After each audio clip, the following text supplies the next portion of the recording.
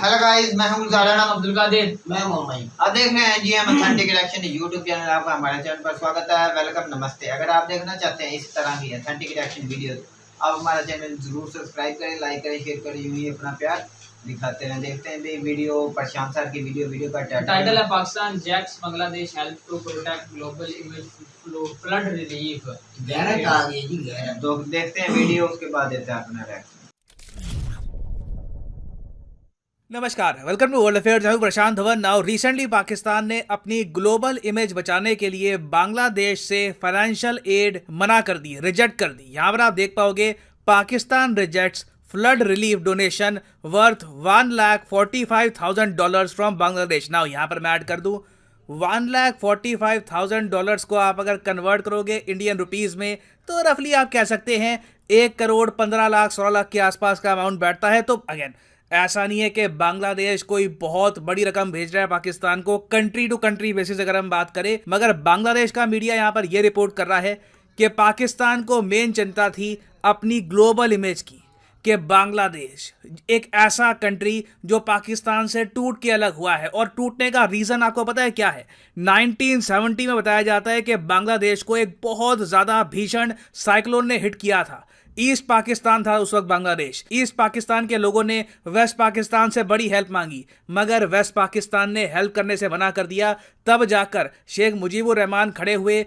बांग्लादेश के लोगों को यह समझ में आ गया कि खुद का कंट्री इनको चाहिए होगा। और इवेंचुअली हमने देखा कि 1971 वॉर हुई और इंडियन मिलिट्री की डिसाइसिव इंटरवेंशन के बाद बांग्लादेश पाकिस्तान से अलग हुआ। तो वो सब हिस्ट्री याद करके पाकिस्तान के लिए बहुत ज्यादा एम्बैरेसिंग होगा कि बांग्लादेश से ये आज के समय एड एक्सेप्ट करना स्टार्ट कर दे। इसके लिए अभी पाकिस्तान ने ये एड नहीं ली है। Even though United Nations officially कह चुका है कि पाकिस्तान में 16 मिलियन मतलब कि 1,60,00,000 बच्चे हैं जिनकी जिंदगी बुरी तरीके से इंपैक्ट हुई है। इनकी एजुकेशन, इनका घर बार सब कुछ डिस्ट्रॉय हो चुका है। और टोटल लॉसेस की अगर हम बात करें तो पाकिस्तान के इकोनॉमिक लॉसेस $40 बिलियन से भी ऊपर जा सकते हैं। यह पाकिस्तान के मिनिस्ट्री ऑफ फाइनेंस ने खुद कैलकुलेट किया है। तो इस वीडियो में हम बात करेंगे कि पाकिस्तान ने बांग्लादेश से हेल्प क्यों ठुकरा दी। और आप जान के हैरान होंगे कि एक टाइम था 2004 से लेकर आप कह सकते हैं 2021 तक, जब भारत ने भी 16 साल तक कोई भी फॉरेन एड एक्सेप्ट नहीं करी थी। फिर हमने अपनी पॉलिसी चेंज करी। तो भारत ने भी 16 साल तक फॉरेन एड एक्सेप्ट क्यों नहीं करी? यहां पर जियोपॉलिटिक्स, फॉरेन एड का क्या रिलेशन है, बहुत कुछ आपको जानने को मिलेगा। मगर आगे बढ़ने से पहले आप सब लोगों के लिए एक इंपॉर्टेंट मैसेज।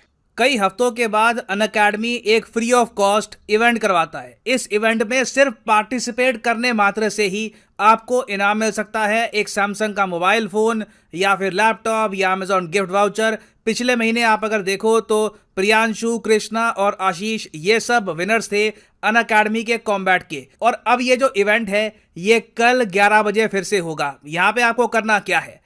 एक सिंपल ऑनलाइन टेस्ट होगा, उसको अटेम्प्ट करना है। यूपीएससी लेवल का टेस्ट होगा। बस आपको क्वेश्चंस अटेम्प्ट करने हैं। क्वेश्चन सही होते हैं, गलत होते हैं, डज नॉट मैटर। सिर्फ अटेम्प्ट करने मात्र से ही आप जीत सकते हैं एक्साइटिंग प्राइजेस फ्रॉम अनअकैडमी। तो प्रोसेस बिल्कुल सिंपल है। जो वीडियो भी आप देख रहे हो इसके कमेंट सेक्शन में जाओ। यहां पे आपको मिलेगा एक लिंक, लिखा होगा attempt this free of cost test. कोई पैसे यहां पे आपसे चार्ज नहीं किए जाएंगे। इस लिंक पे यहां पे आपको क्लिक करना है। अगर आप मोबाइल फोन पे हैं तो पहले अनअकैडमी की ऐप गूगल प्ले स्टोर से अगर आप डाउनलोड कर लोगे तो प्रोसेस थोड़ा सा आसान रहता है मोबाइल फोन में। बाकी आप अगर लैपटॉप कंप्यूटर पे हो तो आपको इतनी आवश्यकता होगी नहीं आपकी। तो खैर सिंपली यहां पे आपको क्लिक करना है एनरोल नाउ पर। और फिर नीचे आपको ये दिख जाएगा 18 सितंबर मतलब कि कल सुबह 11 बजे आपका ये टेस्ट होगा। आपको करना है एनरोल पर क्लिक। आपको एनरोल करने के लिए मोबाइल फोन नंबर वगैरह यहाँ पे जो रजिस्ट्रेशन है वो करनी होगी।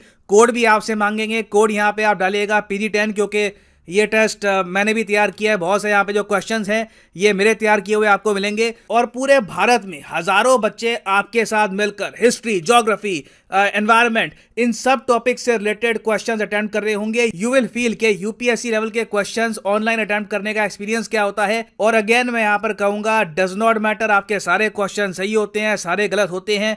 रैंडमली 250 लकी विनर्स को एक लकी ड्रॉ में डाल दिया जाएगा और उनको मिल जाएंगे ढेर सारे प्राइजेस। तो कल सुबह 11 से लेकर 12 बजे के बीच में टेस्ट है लाइव। अगर 11 से 12 के बीच में आप टेस्ट अटेंड करोगे तभी आपको प्राइजेस मिलेंगे, बाद में ये टेस्ट अटेंड करोगे तो प्राइजेस आपको नहीं मिलेंगे। तो good luck for tomorrow, unroll करिए इस टेस्ट को, कल 11 बजे ये टेस्ट होगा ना। जब हम बात करते हैं ना फॉरेन एड की, ना फॉरेन एड से आप समझ पा रहे होगे कि आप बस पैसे दे रहे हो, ये लोन का पैसा नहीं है, ये पैसा आपको वापस नहीं आने वाला, ये बस दान है। इसको लेकर इंडिया में और इवन बाकी कंट्रीज में बहुत डिबेट होता है। अब मैं वैसे आपको बताता हूँ, जब भी भारत में कुछ हम अकॉम्प्लिश करते हैं, कुछ बहुत ज़्यादा रिमार्केबल कुछ हम बनाते हैं या फिर इकोनॉमी में आगे निकलते हैं, इसरो कुछ भी करता है, यूके से सिर्फ एक बात आती है, हम उनको फाइनेंशियल एड क्यों देते हैं, जबकि यूके बहुत ज़्यादा कम, कुछ मिलियन डॉलर्स फाइनेंशियल एड देता है, वो भी डायरेक्टली भारत सरकार को नहीं। इनके बहुत सारे जो एनजीओ हैं इंडिया में वो ये सब काम करते हैं इनकी एड पर। तो हमेशा आप देखोगे यूके में जो मेंबर ऑफ पार्लियामेंट है ये पूछते हैं इनकी सरकार से कि जब इंडिया इतना स्ट्रांग हो गया तो इंडिया को हम फाइनेंशियल एड क्यों देते हैं। बीच में आपको याद होगा यूके ने एक तर्क निकाला था कि इंडिया ने 330 मिलियन डॉलर का स्टैचू ऑफ यूनिटी बना दिया, यूके ने 1.1 बिलियन पाउंड दिए थे इंडिया को। ये ऑफ कोर्स बात कर रहे हैं 2012 से लेकर 2016-17 के टाइम की। फिर इवन रिसेंटली मैं देख रहा था जब इंडिया ने यूके को सरपास कर दिया तो ज़्यादातर ब्रिटेन जलन के मारे या फिर फ्रस्ट्रेशन के मारे ये लिखते हैं कि इंडिया को अभी भी हम फॉरेन एड क्यों दे रहे हैं, उनको फॉरेन एड देना बंद करो, खुद पे खर्चो, उनको पैसा मत दो। जबकि आप जान के हैरान होंगे, डॉक्टर मनमोहन सिंह जी ने 2004 में एक आप कह लीजिए अनस्पोकन पॉलिसी बना दी थी। ये पॉलिसी ये थी कि भारत सरकार डायरेक्टली किसी देश से फॉरेन एड नहीं लेगा। ये हमने शुरू किया था 2004 सुनामी के बाद। 2004 में सुनामी आई, डॉक्टर मनमोहन सिंह जी ने कहा कि हम इस सुनामी से रिकवर अपने दम पे कर लेंगे, किसी देश की हमको आवश्यकता नहीं है। यहां पर आप देख पाओगे एक आर्टिकल आपको दिखेगा 2004 का, government refuses foreign aid to fight disaster, और उसके बाद एक के बाद एक डिजास्टर हुए। उत्तराखंड में बाढ़ आ गई 2013 में, उससे पहले कश्मीर में भूकंप आ गया था 2005 में, कश्मीर में फ्लड्स भी आए थे 2014 में। मगर इंडिया ने इन सब डिजास्टर्स के बाद भी, चाहे रशिया हो, चाहे इजराइल हो, यूएसए हो, directly government to government foreign aid नहीं ली। और तो और ये वो टाइम है जब हमारे प्रेसिडेंट ऑफ इंडिया उस वक्त थे प्रणब मुखर्जी साहब, इन्होंने डायरेक्टली यूके के मीडिया को कह दिया कि तुम फॉरेन एड क्या करते रहते हो, नहीं चाहिए तुम्हारी फॉरेन एड, तुम्हारी फॉरेन एड पीनट्स की तरह है, मूंगफली है, मतलब बहुत ज्यादा कुछ मिलियन डॉलर्स देते हो और उसके बाद बोलते इतना हो कि हमने फॉरेन एड दे दी, जैसे कुछ एहसान कर रहे हो हम पे। और यहाँ पे आप बिल्कुल सही समझ रहे हैं कि भारत ने फॉरेन एड मना कर दी थी नेशनल प्राइड के इशू को लेकर। यहाँ पे आप देख पाओगे एक बहुत ही अच्छा द हिंदू का आपको आर्टिकल दिखेगा, प्राइड एंड फॉरेन एड, इसको पढ़िएगा। 2018 में आर्टिकल पब्लिश हुआ था, आज से 4 साल पहले। यहाँ पर लिखा है कि बिल्कुल भारत ने फॉरेन एड नेशनल प्राइड के इशू को लेकर रोक दी कि हमको कोई ये क्यों कहे कि हम गरीब देश है, हमें हेल्प चाहिए, हम स्ट्रांग हो गए हैं। अब देखिए, हमें एज ए कंट्री कहीं ना कहीं कॉम्प्लेक्स तो है, क्योंकि इकोनॉमिकली हमको बहुत ज्यादा लूटा गया, प्लंडर किया गया हमारी इकोनॉमी को, हमारा जो एक देश हुआ करता रहा उसको बांट दिया गया। और फिर जिन कंट्रीज ने हम पर राज किया था वो अगर हमको ये कह दे कि शायद हमको फॉरेन एड तुम्हें नहीं देनी चाहिए, तो कहीं ना कहीं एक कंट्री का स्वाभिमान जागता है। वो कंट्री कहता है कि खुद करेंगे, खुद खड़े होंगे, we will not accept foreign aid. मगर याद रखिएगा, ये सब जो सेंटिमेंट है ना, ये किसी यूट्यूब वीडियो के कमेंट सेक्शन में अच्छे लगते हैं, कहीं ट्विटर वगैरह पे कोई आदमी ऐसी कोई लिख रहा हो वहाँ पे अच्छे लगते हैं, इमोशंस वगैरह बह रहे हैं। बट कंट्री लेवल पे ना आपको रैशनल होना पड़ता है, आपको प्रैक्टिकल होना पड़ता है। और बड़े देश आप देखोगे प्रैक्टिकल है, रैशनल है। इंडिया ने बाद में ये भी देखा कि यूएसए में जब हरिकेन कैटरीना आया 2005 में और इंडिया ने कुछ एड सेंड करी यूएसए को, यूएसए ने एक्सेप्ट कर लिया। यूएसए ने ये नहीं कहा कि तुम गरीब कंट्री, तुम क्या हमारी हेल्प करोगे, यूएसए ने कहा कि ओके थैंक यू, एड है, ले ली। चाइना के यहाँ एक बहुत बड़ा अर्थक्वेक आया था 2008 में। चाइना हमसे उस वक्त भी काफ़ी आगे था, अब तो खैर बहुत आगे निकल गया, मगर उस वक्त भी चाइना बहुत आगे था हमसे। चाइना ने भी यहाँ पर ये नहीं कहा कि हमारे तुमसे बॉर्डर डिस्प्यूट है, हमारी इकोनॉमी बड़ी है, तुम क्या हमारी हेल्प करोगे। चाइना ने भी एड ले ली। और ये देखिए, आप कह लीजिए ज़्यादातर कंट्रीज़ में एक सिंपल पॉलिसी है कि अगर आपके यहाँ डिजास्टर आया है और कोई कंट्री आपको एड दे रहा है, अनलेस उस कंट्री के साथ कोई बहुत आपकी वॉर चल रही हो, दुश्मनी हो, वो अलग केस होता है। मगर नॉर्मल सर्कमस्टांसेस में कंट्रीज एड एक्सेप्ट कर लेती हैं क्योंकि वो ह्यूमैनिटेरियन बेसिस पे दी जा रही है। ये जो पॉलिसी है ना कि फॉरेन एड हम नहीं लेंगे सरकारों से, ये तोड़ी थी 16 साल बाद 2021 में, जब भारत में कोविड बहुत ज़्यादा फैल गया था। यहाँ पर आप देख पाओगे 2021 का आर्टिकल है कि India open to foreign aid, okay to buying from China. हमने फॉरेन एड एक्सेप्ट करी, फ्रांस से, यूएई से, आपको याद होगा ऑक्सीजन के सिलेंडर आए थे, कोविड-19 की डोनेशंस आई। सरकार ने कहा ठीक है, पेंडेमिक फैल गया है, क्या करें। और फिर जैसे मैंने आपको बताया, यूएसए भी इंडिया से एड एक्सेप्ट कर रहा था, फ्रांस भी एक्सेप्ट कर रहा था अपने टाइम में। सब कंट्रीज ने एक न एक लेवल पे आकर एक दूसरे की हेल्प करी। नाउ अगर हम पाकिस्तान का केस देखें तो ये एक बहुत ही यूनिक केस आपको दिखेगा।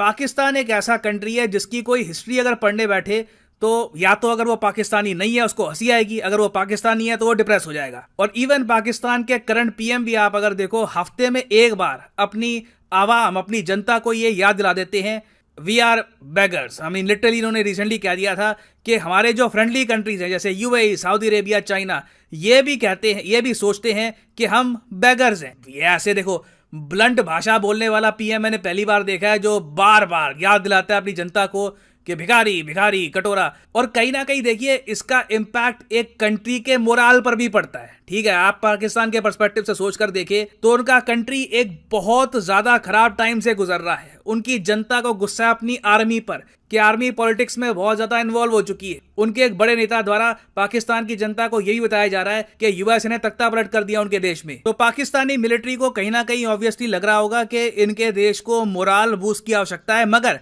इन्होंने मोराल बूस्ट करने का जो तरीका चुना है बहुत अजीब है कि बांग्लादेश है जो एड आ रही है ये एक्सेप्ट मत करो, इससे हमको और छोटा होने वाली फीलिंग आएगी। उसके अलावा पाकिस्तान के विदेश मंत्री ने यह भी कह दिया है कि हम तो जी इंडिया से भी जो एड है हमने मांगी ही नहीं है। ये जो ऐसे डायलॉग होते हैं ये सूट करते हैं बहुत ज़्यादा स्ट्रॉन्ग कंट्री को जो बिल्कुल अपने पैर पे खड़ा हो सकता है, उसको किसी की आवश्यकता नहीं है हेल्प की। पाकिस्तान में लिटरली WHO ने वार्निंग दे दी है कि कुछ ही हफ्तों में यहाँ पर फूड शॉर्टेज होगी। ये देखिएगा, अभी 1-2 हफ्ते रुक जाइए, बहुत ज़्यादा डिस्कशंस होंगे, कई आर्टिकल पब्लिश होंगे कि पाकिस्तान में खाने की कमी है, हाइपर इन्फ्लेशन हो गई है क्योंकि जो इनकी फसलें बर्बाद हो चुकी है, बीमारियां तेजी से यहाँ पर फैलेगी, डेंगू वगैरह बहुत तेजी से यहाँ पर फैलेगा क्योंकि बेसिकली आधा पाकिस्तानी डूब चुका है। मगर ऐसे टाइम में भी इनकी मिलिट्री एस्टैब्लिशमेंट, इनकी गवर्नमेंट ना बांग्लादेश से एड ले रही है, साथ में ओपनली ये भी कह रही है कि इंडिया से हमने हेल्प नहीं मांगी। ऑलमोस्ट आप कह लीजिए इंडिया का कल को मन भी होगा ना हेल्प करने का, हम भी सोचेंगे अब इनको हेल्प ऑफर करे या ना करे, क्योंकि इनका मूड तो लग रहा है कि ये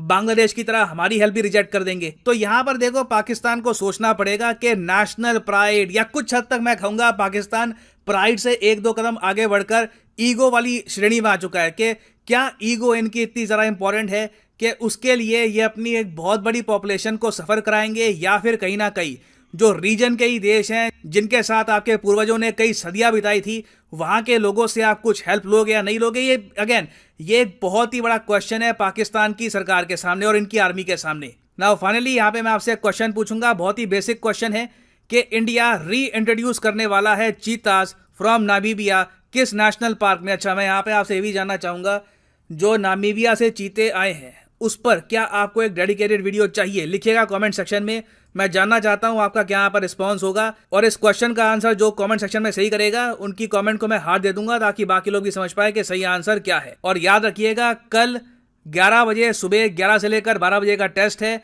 आप अगर 15-10 मिनट भी टेस्ट अटेम्प्ट करते हैं तो आप जीत सकते हैं फ्री प्राइजेस। तो फ्री ऑफ कॉस्ट टेस्ट है, कल 11 बजे इसको अटेम्प्ट करिएगा by using the code PD10। तो इसी नोट के साथ यह है वीडियो का अंत। Thank you for listening and as always God bless you all.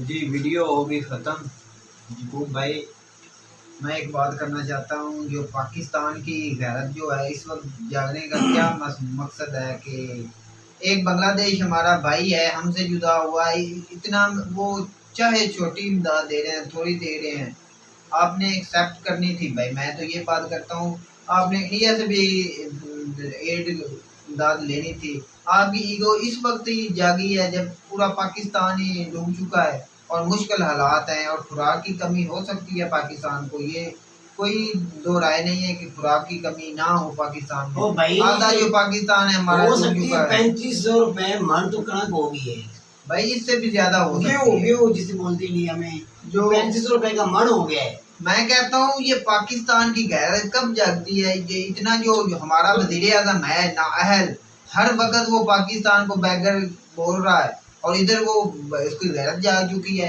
गुलजार भाई ये इनकी गैरत भी अब इंडिया और ना बांग्लादेश के साथ जागी। बाहर के यूरोप कंट्रीज हमें एड आ रही है, सब कुछ हम एक्सेप्ट कर रहे हैं। जब वो दे रहे हैं हम वो देने को तैयार हैं, बेशक छोटी रकम वो हम लेने के लिए तैयार नहीं। हमें गुरूर आ गया, ईगो आ गई है हमें, कि हम लेना नहीं चाह रहे। हमसे जुदा हुआ एक मुल्क हमें एड देगा भाई, वो इतने काबिल हुए हैं ना, हमें एड देने के काबिल हुए हैं, तो हमें ये नहीं बनाना चाहिए कि वो बांग्लादेश से हम एड ले रहे हैं या इंडिया से ले रहे हैं। इस बुरे हमें तो हर वक्त हर मुल्क से लेनी चाहिए बिल्कुल, और जो इस भी बुरे हालात इमदाद में करना चाहता है। कुछ इस वक्त सिचुएशन हम सबको पता है हमारे पाकिस्तान मुल्क को की क्या है। एड लेनी चाहिए। इसमें गुजार में बुरी बात को नहीं, चाइना ने एड ली, इंडिया ने ली, यूके ने अपने बुरे वक्त में ली, हम भी ले सकते हैं, इसमें कोई बुरी बात नहीं है। अब नहीं ले रहे, अपना गुरूर तकब्बर दिखा रहे हैं और फ्लड की वजह से इतनी जानी नुकसान नहीं माली नुकसान हुआ है, हम अपना गुरूर तकब्बर में बैठे हुए, हमने नहीं लेनी, हमने किसी की भाई ऐसी हुकूमत का तो अल्लाह हाफ़िज़ ही है जो उसको अपना जब मकसद नजर आए ना जिससे काम में, इसको इसमें अवाम का होगा भला, जो भी एड आएगी वो अवाम को मिलेगी।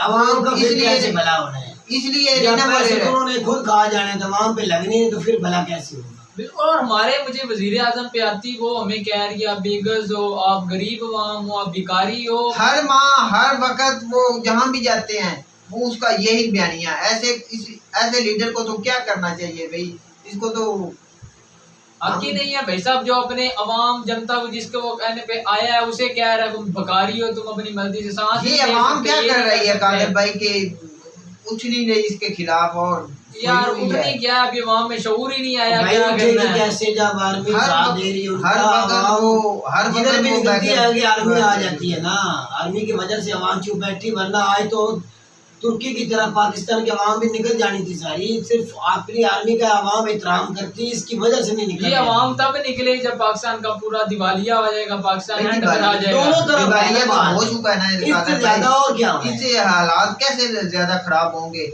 आपका सारा पाकिस्तान आधे से ज्यादा भी डूब चुका है, लाखों में खुराक की कमी हो चुकी है, हजारों की तादाद में बंदे बूढ़े बच्चे मर गए हैं। भाई इससे आगे हालात बहुत ज्यादा खराब होंगे जब ये पानी जब 600 रुपए का 1 किलो गेहूं के कश्मीर घी तुझे मिल रहा है, 3500 रुपए का गेहूं का मन मिल रहा है। भाई हमें तो इतना महसूस नहीं हो रहा। हमें 11,000 रुपए की एक बोरी डीएपी की मिल रही है आपको। सोना 15,000 की 15,000 की हो चुकी है। 15,000 की डीएपी की अच्छा, बोरी जो है। बंदा इधर ज़राअत क्या काम करेगी? 15,000 की एक बोरी आपको डीएपी की मिलेगी तो आप क्या करेंगे उधर? मुझे ये बताओ। हमें ये काम होना चाहिए हमारी हुकूमत को। हमारा जो मेन ज़राअत है, ज़राअत को हमने हर चीज जो जिम्मेदार है हमारे, उसको खाद सस्ती चाहिए, उसको तेल सस्ता चाहिए, अच्छा चाहिए, किसान अच्छा यही वो हर चीज महंगी हो चुकी है। फिर कहते हैं कि हम गेहूं हमारा पैदा। अच्छा, इमरान खान ने भी कर्जे लिए थे गुलजार, लेकिन IMF की शर्तें नहीं मानी। इन्होंने शर्तें भी मानी है, कर्जे भी लिए, इन्होंने बिजली भी बढ़ाई, इमरान खान ने बिजली नहीं बढ़ाई। भाई इमरान खान साहब ने भी बढ़ाई थी। नहीं, इमरान खान के दौर में जमीन है और आसमान का फर्क है। बिजली में भी भाई इमरान खान साहब के दौर में भी नहीं खाद मिल रही थी, मेरा भाई थी उसके दौर से ही। तुझे मैं एक वीडियो में पहले भी बताया था, जरदारी ने टोटल कराची से खाद आती है, सब की सब उन्होंने अफगानिस्तान में भेज डाली थी। वफाक का होता है इसमें। और मेरा भाई खाद वफाक में जिधर भी है वो आती कराची से, वो कराची से आती है, वो वफाकी इदारे होते हैं। अच्छा, उस वक्त कभी बिजली 3 साल में बंद नहीं हुई, कभी अचानक हो तो वो पहले मैसेज कर देते थे। ये आए दिन 70 साल से हुकूमत कर रहे, बिजली बंद, फी यूनिट 18 पैसे फी यूनिट बढ़ गया है।